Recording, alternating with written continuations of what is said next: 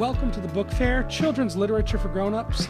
I'm your host, Anthony, and this week I have an interview with Indigenous author Cynthia Leitich Smith about her new book, On a Wing and a Tear. Some notable updates from public libraries, and the ALA shows a year-over-year decline in book bans.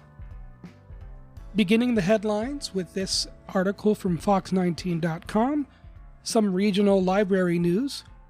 The Cincinnati Public Library is more than just bookshelves. It's a lifeline. The Cincinnati and Hamilton County Public Library is often considered a place for students to read and learn, but what some people may not know is that it is also a safe place for those in need, and sometimes even a refuge in someone's storm. Walking into the Price Hill Library, customers are greeted with a warm smile and a staff member who's equipped and ready to help. Tricia Fetters is one of those people. As a library customer specialist, part of Fetters' job is to provide information and effectively communicate with users, but she goes above and beyond to make customers feel safe and heard. Quote, "The library is a welcoming space, a space for all people," she told Fox 19 Now. Quote, "When folks are faced with tough challenges, the library provides a judgment-free place with discreet access to help. We get to know our customers and make sure we're offering services and resources they need and can trust." Back in August, Fetters detailed an encounter she had with a man who seemed distraught. She says the man, who was 69 years old, was sitting by one of the library windows charging his phone. As Fetters asked him how his day was, he tearfully told her he recently became homeless. Quote, "He said he was scared and didn't know how to find a good place to stay," Fetters wrote online. Quote, "I let him know that he came to the right place." Fetters gave the man a resource binder with updated information on food distributors, shelters, and mental health programs. She said he was grateful and told her he accomplished more in a few hours with a binder than he had cold calling organizations. The two exchanged names, and he was on his way out. Quote, "I prefer to be on a first-name basis with the customers of Price Hill. After all, we are all in this together," Fetters said. The 69-year-old is not the first to come to the branch library looking for resources, and is more likely not the last, based on the neighborhood's financial demographics. Price Hill is broken up into 3 sections: Lower Price Hill, East Price Hill, and West Price Hill. While the areas are somewhat different, one thing remains consistent among them. Many residents live in poverty or need additional government resources. According to the City of Cincinnati's 2021 Climate Equity Indicators report, the majority of East and Lower Price Hills populations live in poverty, bringing them harsh realities such as homelessness or food insecurity. This is one of the reasons why the branch library, among the 40 others, is so important.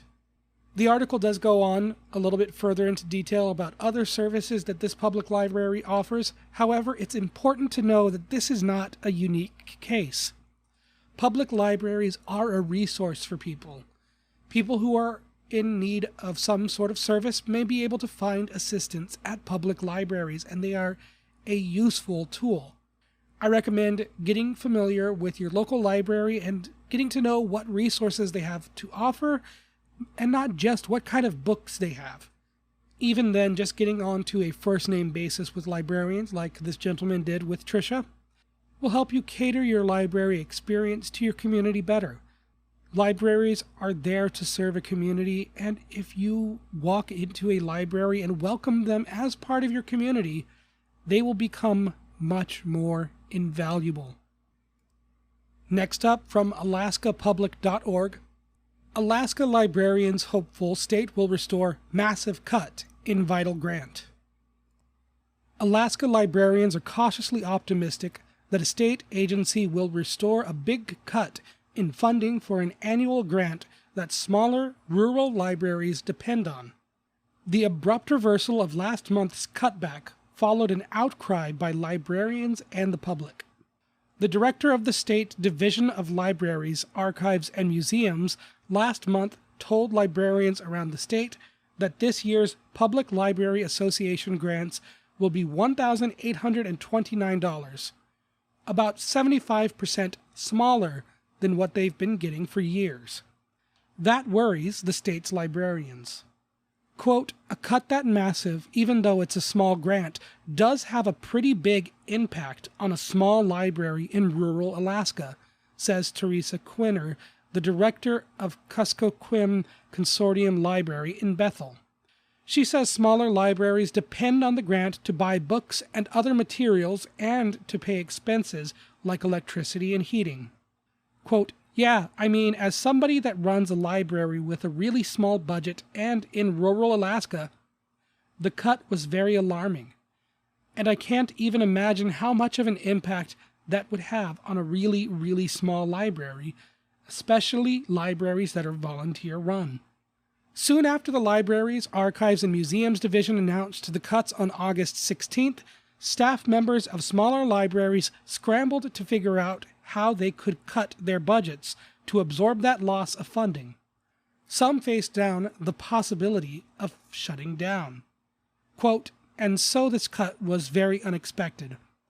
This is a grant that libraries have very reliably anticipated having each year, and so getting the cut midway, partway through the fiscal year, was a shock. Quinner says librarians mounted a campaign to get the word out about the cuts. Last week, both Division Director Amy Phillips-Chan and Dina Bishop, Commissioner of the Division's parent Department of Education and Early Development, sent letters to the librarians and others, including leaders of the State House and Senate. In the letters, they said that they would find funding for the full $7,000 grant and that libraries would get official notice of supplemental grants by October 15th. Quote, we just got that email a couple days ago, and so it seems as though the grant funding is being reinstated. And I personally am very overjoyed to hear that news. Phillips-Chan said in a Monday follow-up email that, quote, a grant payout to a library will be initiated after receiving a signed copy of the grant agreement from the library. The importance of this story is to show that communities supporting libraries is going to help keep them funded. Public funding is absolutely essential for libraries. And so if there are issues with funding in your communities, it's always important to make sure that you're communicating with the staff of the library and any local or state governments to see if there are any grants like this that are available to groups like libraries. And the last headline I'd like to highlight this week from BookRiot.com. American Library Association reports year-over-year decline in book bans. Data from a preliminary report by the American Library Association this week shows a sharp decline in attempts to ban materials in public, school, and academic libraries year to date. From January 1 to August 31 of this year, the ALA's Office for Intellectual Freedom tracked 414 challenges addressing 1,128 titles, down from 695 challenges to 1,915 titles in the same period last year. That's a decrease of about 40% in both cases and challenged titles. A welcome indicator that the tide may be turning after several years of steady increases in book banning resulted in 2023's all-time high. The ALA attributes the shift to advocacy efforts, anti-censorship programming, and wins in key lawsuits. It's not time to take our feet off the gas yet, though, as Publishers Weekly notes, quote, while the decline in tracked challenges in the first part of 2024 is welcome news, the ALA's statistics stand in contrast to a report also released this week by PEN America, which found that censorship in school libraries nearly tripled in the 2023 to 2024 school year, surpassing 10,000 book bans in public schools, up from 3,362 bans in the previous school year. There are some further resources in the Book Riot article, which of course I will link in the description of the podcast episode. Last week I talked about the report from PEN America, where they talked about in the 2023 school year, beginning this time last year to the end of the school year in 2024, how there was an increase in book bans within school libraries specifically. It seems as if from this data there are more book bans happening in schools, but fewer book bans happening in public libraries, which means that the battle is not yet won. However, if there are more book bans, fewer book bans, I will make sure to keep the podcast going and to keep people informed with all of these resources. And next, let's take a look at some recent releases, beginning with The Flicker by H.E. Edgmon. For more than a year, Millie and her family have been hiding underground from the aftermath of the deadly flicker, a solar flare that scorched Earth's surface. After a scavenging mission gone wrong results in her stepfather's death, Millie pledges to take her infant brother Sammy somewhere they can learn to survive nature's new normal. South Carolina, home to Millie's Seminole grandmother. Reluctantly accompanied by her white-queued stepsister Rose, Millie treks through a blistered Appalachia in search of her indigenous roots. Along the way, Millie finds herself swept into a family of found survivors, becomes embroiled in Rose's inquiry into a secret enclave, and must come face to face with a greedy, resource-hoarding organization called Hive. The palpable sense of futility that Millie feels in her pursuit of a better life for her and her siblings acts as a perceptive interpretation of tweens' struggles to navigate contemporary societal upheaval. Meanwhile, incisive world-building surrounding the climate collapse makes this middle-grade debut a simultaneously cautionary tale and dystopian adventure in which Edgmon showcases the unflagging power of community in the face of seemingly insurmountable odds. This book is recommended for ages 8 to 12. The next new release is Monster Movie by Chuck Wendig. When 12-year-old Ethan feels overwhelmed by his anxiety, his best friends, devil-may-care goofball Harley and confident, pragmatic Olivia, help him overcome his fears. Such is the case when they convince him to attend a classmate's viewing party of Demons of Death 4, Death Fingers, an urban legend-inspired horror film that's supposed to be the scariest movie ever made. Though Ethan arrives late, he's just in time to watch the television transform into a cyclopean creature that devours people's heads while leaving them alive yet unresponsive. Now Ethan must find a way to confront his own fears without Harley and Olivia if he hopes to rescue his friends and save the world from an unstoppable menace, along the way discovering the secrets behind the film and its monster. In this gleeful, off-kilter ode to late-night B-movies and classic kids' horror tales like Goosebumps, Wendig skillfully tempers terrifying events with a tint of absurdity, playing them against Ethan's all-too-relatable worries. It's a fast-paced, intense adventure that never loses sight of its human elements. This book is recommended for ages 8 to 12.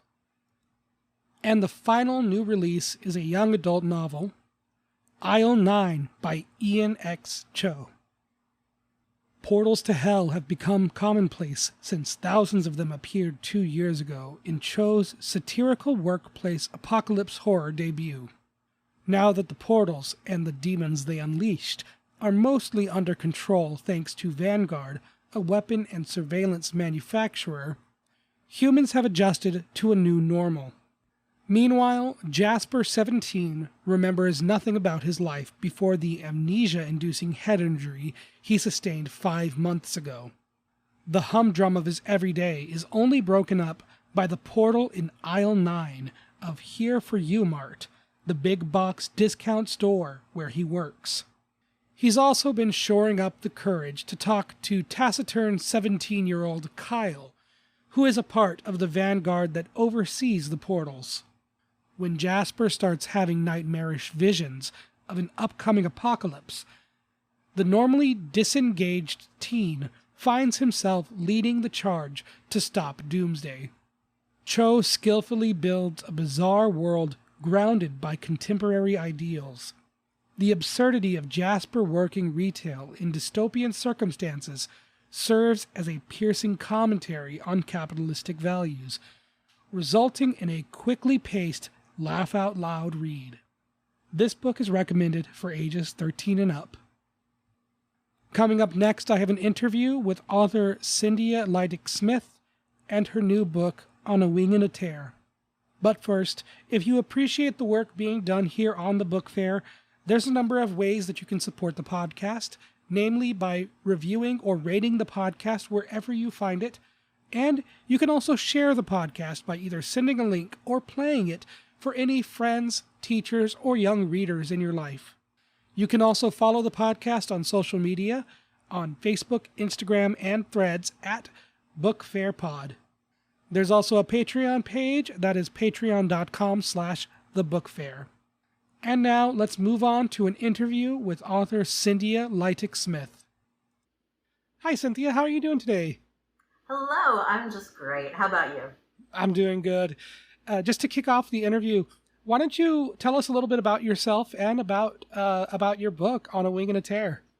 Certainly. I am Cynthia Leitich Smith. I'm an author of books for young readers. I write all age levels, picture book, middle grade, and young adult. I am also the mother of 2 Chihuahua puppy dogs, an avid fan of classic Star Wars, a part-time archer, and someone who really enjoys getting lost in art museums.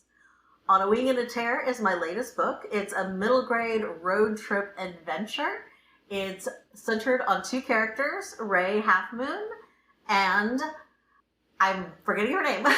Mel? Melanie, yes. Melanie Roberts. And Ray and Melanie are going on a journey with their grandpa Half Moon to take great-grandfather Bat, the legendary Bat, the ball player of great acclaim, from Chicago all the way to the Okmulgee Mounds outside of Macon, Georgia. They are accompanied by the feisty gray squirrel, and from place to place are re-encountering family, friends, a couple of nefarious vloggers, and a mysterious creature that may help save the day. Yes, and of course, diving into those characters a little bit, Ray and Mel are both of Indigenous descent, aren't they? Yes. Ray is a citizen of Cherokee Nation and a Seminole descendant, and Melanie is a citizen of Muskogee Nation and an Ottawa descendant. When we say citizen, we mean just that. A tribal nation is like any other nation, one wherein there are citizens, people who belong under its umbrella, and they have the right to say vote for chief. They fall under its laws. That's essentially a primary political identity, but they are a descendant of other tribal nations, which means they have ancestors from those nations, but that's not the nation they belong in. So, for example, I'm a citizen of Muskogee Nation, and I have also some Irish ancestors, but I'm not a citizen of Ireland. It works much the same way between tribal nations, although some do allow dual citizenship.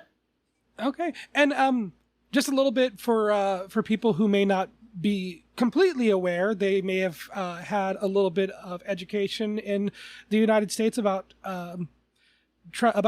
wars with Native Americans and the Trail of Tears. Can you talk a little bit about some of the indigenous nations that used to be and are still in this land today? Certainly. There are about 500 indigenous nations within the boundaries of what we currently call the United States, and even more than that up within Canada, although the boundary, the border between the U.S. and Canada, isn't an indigenous one, and there are tribal nations that span both sides. And this goes on up into Alaska, which is within the United States, but also the home of the Inuit people. So when we're thinking about, these tribal nations, we're talking about literally hundreds of different cultures and languages and traditions, all with a past, a present, and a future. When we are referencing the Trail of Tears, we're talking about removal.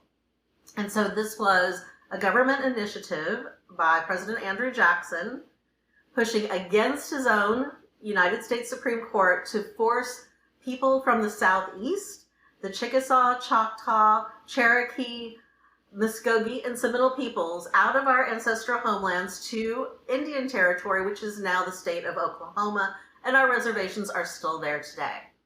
Right, and even with the characters of On a Wing and a Tear, Ray and Grandpa Half Moon, they're living in Chicago, which is a pretty far stretch from Oklahoma, which they consider to be their homeland.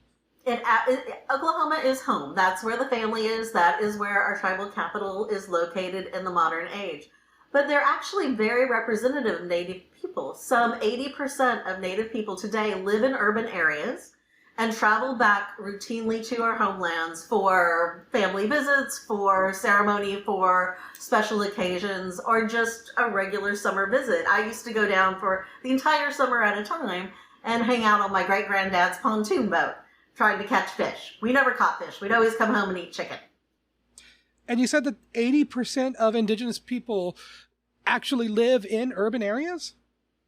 Yes, and that's for a couple of different reasons. I mean, there was what was called a relocation program by the U.S. government in an effort to break up the reservations, where they essentially put people on buses and sent them away in hopes that they would blend into the larger society and lose touch with their tribal heritage, roots, and community. But what we found is that intertribal communities sprang up in the United States. The city of Chicago is one of the largest.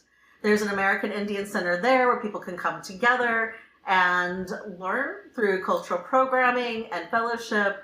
And it was important to me to reflect that reality. Yes, the reservation community is home, but they also have another home where they are, based for most of the time. So yes, people came up during location, but they also moved for more benevolent reasons. Maybe they moved for university to study. Maybe they moved for a job opportunity. There are a lot of different reasons. Maybe they fell in love, like my grandparents did, and got married. My granddaddy was in the Air Force, and that is how my family got to the upper Midwest. And earlier you had mentioned that there are different cultures and languages across all these 500 different native, these different indigenous nations. However, when we as modern people in the United States look back on American history, we tend to have kind of a watered down understanding of that history, where there's almost a monoculture of the Indians, the Native Americans, of that idea of what it used to be. And when reading On a Wing and a Tear, as somebody who found out when they were a teenager, I myself learned I was actually of Choctaw descent. My grandpa grew up on a reservation. I knew nothing about that. There's a lot of history that gets erased, rewritten, retold as people are shuffled around. And we are still seeing that happening today. I live in Texas, where our governor played a big part in sending immigrants on buses to other communities. So there's a lot of that in On a Wing and a Tear, and I think that it's really wonderful to be representing how diverse the cultures are and how they are not a monoculture. There's no such thing as a generic Hollywood Indian, if you will. And, there are so many lingering stereotypical images in popular media, but I think that the benefit of books like this that are tribally specific, that are grounded in individual characters who come alive on the page, is a way for young readers to see that, either they as Native kids are heroes that everyone can cheer, that they are legitimately Native, even though they live today, they have a past, a present, and a future. They're still Native if they shop at Target. They're still Native if they ride bicycles. They're still Native if they're listening to a podcast on the internet. And so we really want to underscore that you can be both connected culturally and even politically to your Indigenous heritage, as well as being a person of the modern age. And we want to do that in a way that pays homage to the ancestors, to their the beauty of the specificity. If you look at a child like Melanie, she is Ottawa by heritage on her father's side and Muskogee by heritage on her mother's side. She is a child of both of those communities. And the languages, the stories, everything that is passed down to her, the stories in particular, help to fuel the story that is ahead. She is leaning into what she knows from her teachings about the history of the ball games between the animals and the birds, and the role of Bat, the legendary ball player, and that background gives her the perspective and the confidence to realize that she can take part in the adventure that is to come. She belongs in that larger narrative.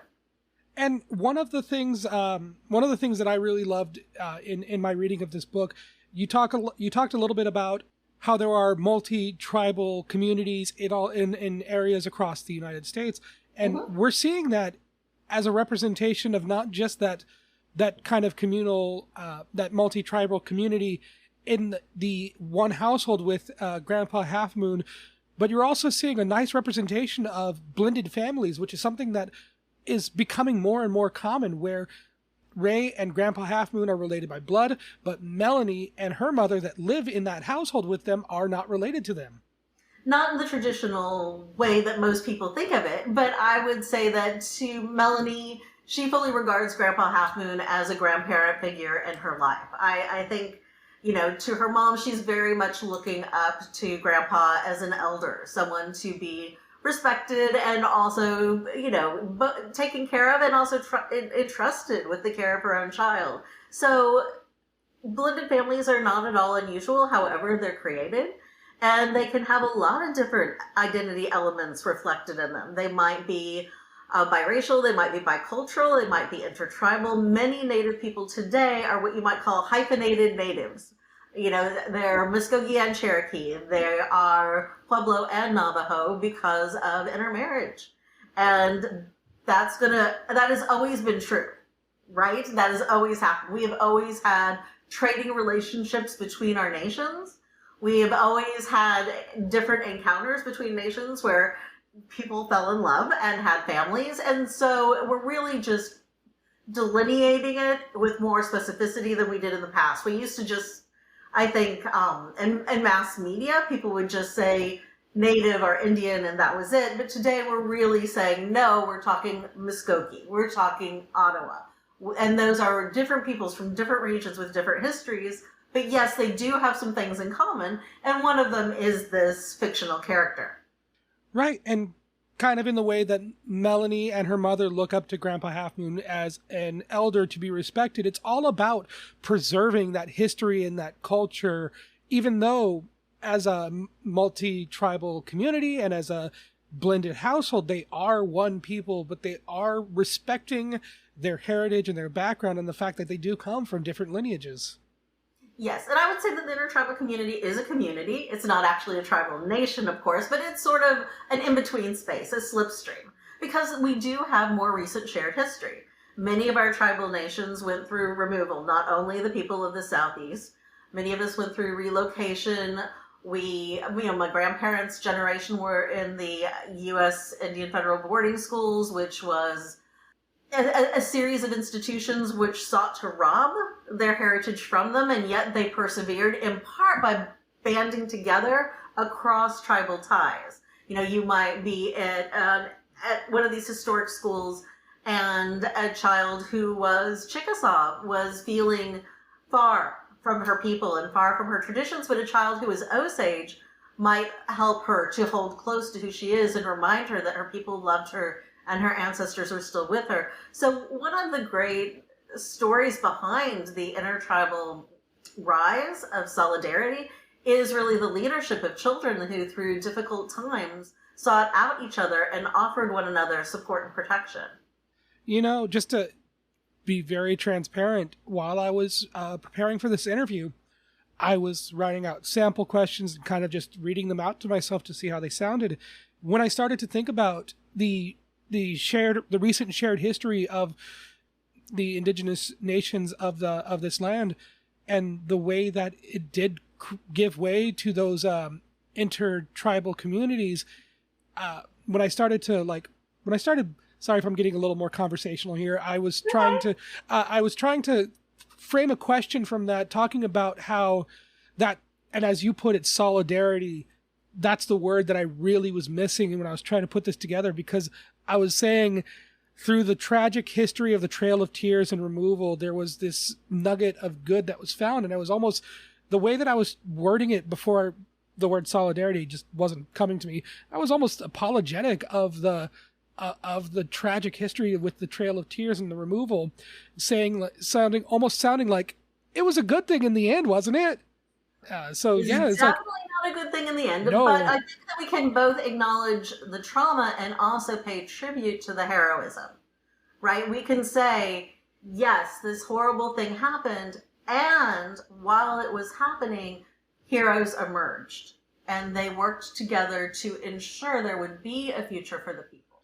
Right, and that's definitely something that even I am struggling with when trying to put all this together, whereas myself, I'm not educated on the history of my people. I'm not educated on the history of my family, which is an awful thing, and it's a byproduct of the removal of the indigenous people.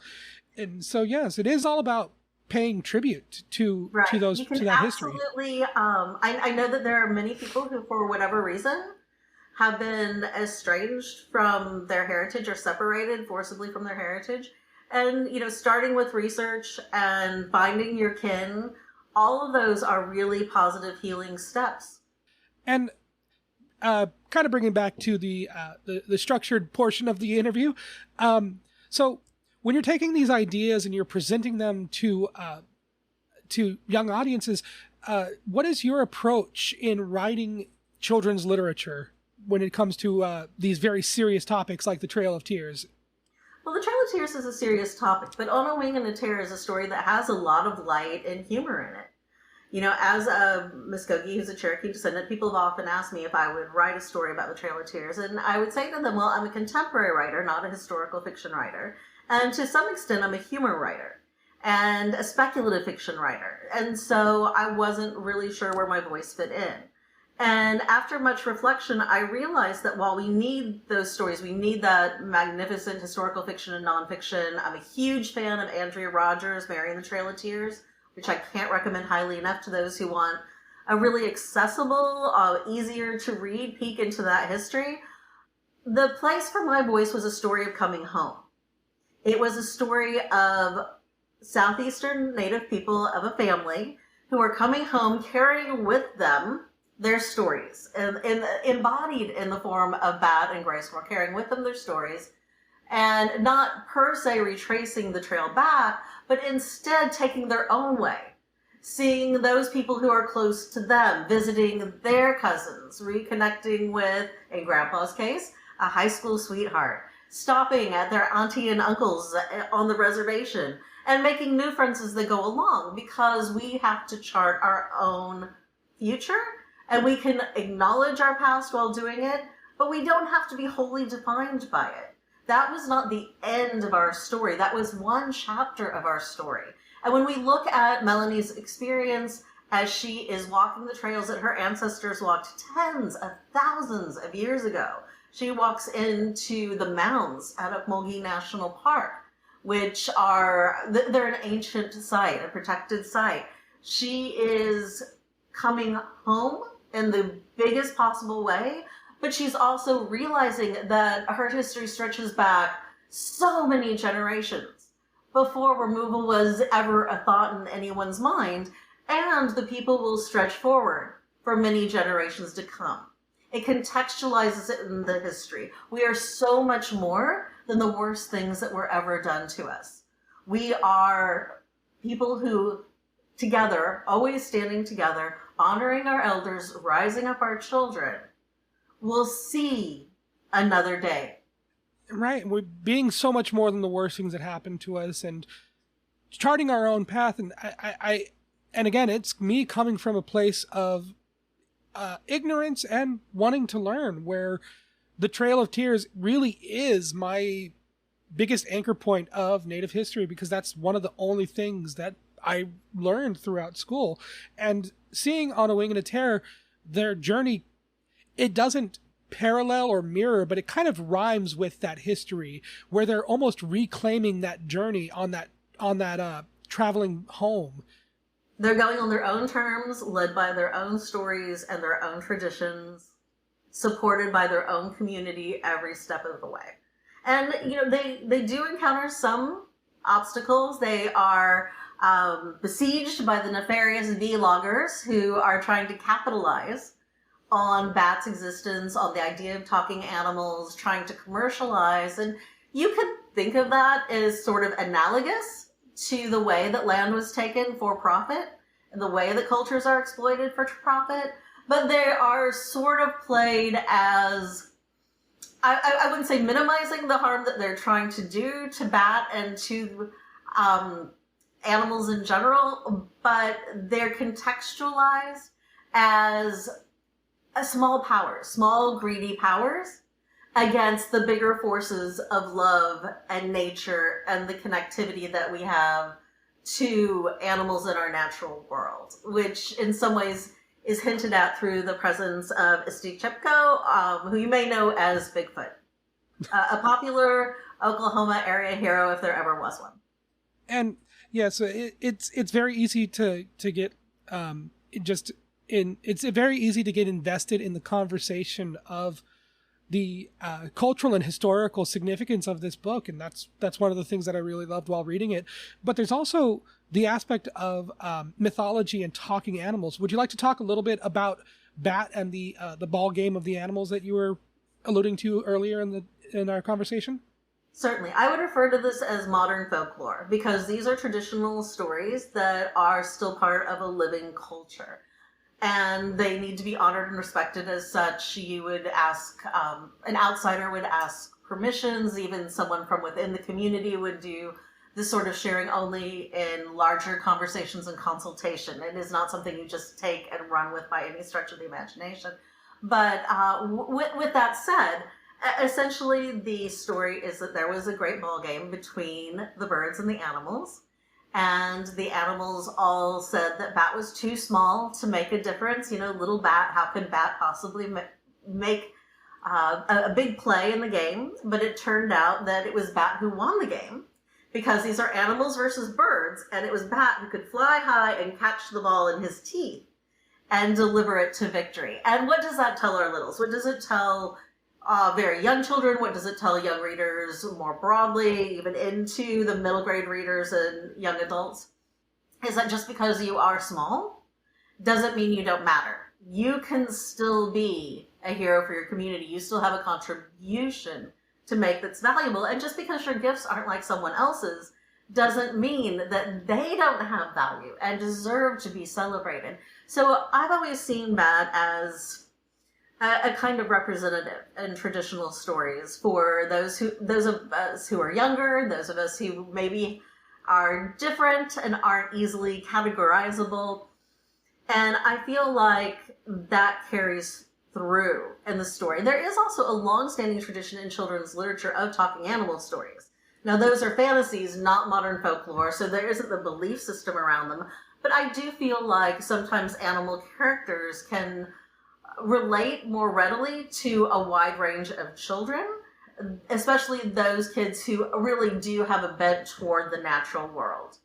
Yeah, and yes, and talking animals, it's almost like it's like the secret it's like the secret weapon in a writer's toolbox when it comes to media targeting young audiences, because you're able to create a character in a world where you have the main character who is typically a human child that the reader is able to put themselves in the shoes of, and then they are exploring the world. And then there's a talking animal. You're able to be more creative with what that character is. You're able to use their very form as an animal to represent who they are as a character, as opposed to being limited by simply being just a person. Well, if you look at Little Gray Squirrel, who is to an extent a comic relief character, squirrels have a lot of superpowers. They can practically fly. She can climb. If she lands like a superhero. She is so starstruck by great-grandfather Bat and so excited to be on this adventure. And she's able to be a little bit of a bridge, kind of playing a little sibling character almost for the young reader in terms of translating the world of the animals and the world of the humans. Especially being a city squirrel, she's had a lot of observation opportunities, so she knows what's what. Right, and being a squirrel that is living in the more urban area, she also works as a bridge towards that intertribal community of Indigenous people living in urban cities, and also having that connection to the land and to nature. She has to build her own home as well, right? And where does she belong? So I think that that's something that is hinted at throughout, and it gives the story more layers. One of the things that we look at when we're writing is how many different ways we can read a narrative and what we can glean from it each time. We talked a little bit about the difference between a wing and a tear versus a wing and a tear. And a tear obviously could go to the Trail of Tears, but it could also be representative of some of the personal struggles that Ray is going through. He's missing his father, that Melanie is going through, as she's the child whose parents are relatively recently divorced and has moved away from the city she's always grown up in. So as Bat's wing is healing, the tear is healing, so too are the tears in their heart. And it's that parallel construct that gives the story depth. If you only read it on the level that you're understanding that the bat's wing is getting better, that's fine. And if you maybe revisit the book a couple years later and you see that there's a connection and how all of them are healing, are coming back to some part of themselves and reconciling themselves with it, making up with it in a way that puts them in a better place, then you're getting a different level altogether. And you definitely said something in there that stuck out to me very strongly, and that was, where do we belong? As we talked earlier about the Trail of Tears and the removal of Indigenous people, where do these characters belong with the cultures that they come from? Because their home, the tribal capital, is in Oklahoma, but their Indigenous, their homeland, was in the Southeast. Their ancestral land is in the Southeast. Their current political home, which now is home to many ancestors, right? Because a lot of time has passed, is on the res, which is within Oklahoma. And they live in Chicago. And before that, Melanie lived in Michigan. So I feel like that's something, that the theme of home, its significance to us and how multi-layered it is something that we often struggle with throughout our lives. And if we can find that home within us and realize we carry all those places and people with us, we're going to feel more whole. We're going to feel stronger and able to understand our place in the world better. Thank you. And just to wrap up this interview, because we are getting towards about that time, I like to ask each author that comes on this podcast this exact same question. So please answer it in any way that you see appropriate. Cynthia, how do you see yourself and the work that you do as a writer? I think of myself essentially as an auntie to the intertribal creative community making books for young readers. I'm one of a handful of aunties, me, Tracy Sorrell, Andrea Rogers, Angeline Bully. And what we're really trying to do is tell the best stories that we can, because we value and respect our audience so much. And we're also trying to raise up the next generation of Indigenous storytellers so that there is going to be more to come. Thank you very much. And that has been an interview with author Cynthia Leitich Smith. Her new book, On a Wing and a Tear, is out now. I'll go ahead and include any links to Cynthia's social media and websites in the podcast description. And this is going to wrap up another episode of the Book Fair, Children's Literature for Grown-Ups. I do thank you so very much for listening. Resources for any articles and new releases are in the podcast description, as well as on patreon.com/thebookfair. Thank you so much for listening, and as always, I'll talk at you next time.